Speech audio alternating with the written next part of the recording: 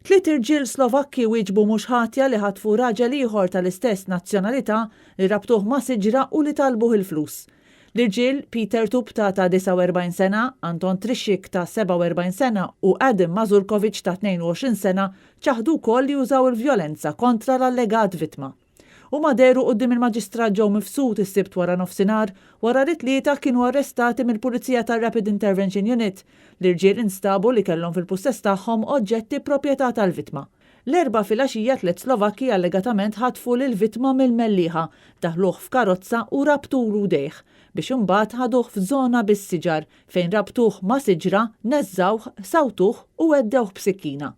Wara huma ħaduh f'lukanda f'Taslima fejn allegatament żammewh kontra l-volontà tiegħu. Fortunatament l-ajjat tar-raġel instema' minn xi nies f'ħanut fil-qrib li min-naħa tagħhom allertaw il-pulizija.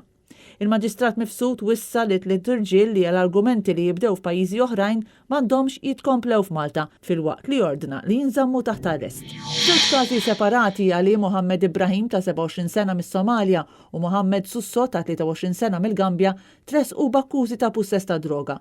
Ibrahim ingħata sentenza ta' sentejn priġunerija u multa ta' 800 euro wara li ammetta li kellu fil-pussess tiegħu droga kannabis u anki sintetika li ma kienitx għall-użu personali tiegħu.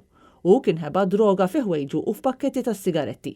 Min-naħa l-oħra Susso nżamm arrestat wara li wieġeb mhux ħati li kellu fil-pussess tiegħu 7 pakketti droga sintetika li wkoll kienet tindika li mhix għall-użu personali tiegħu. Iż-żewġ irġiel kienu arrestati waqt ronda fil-Marsa.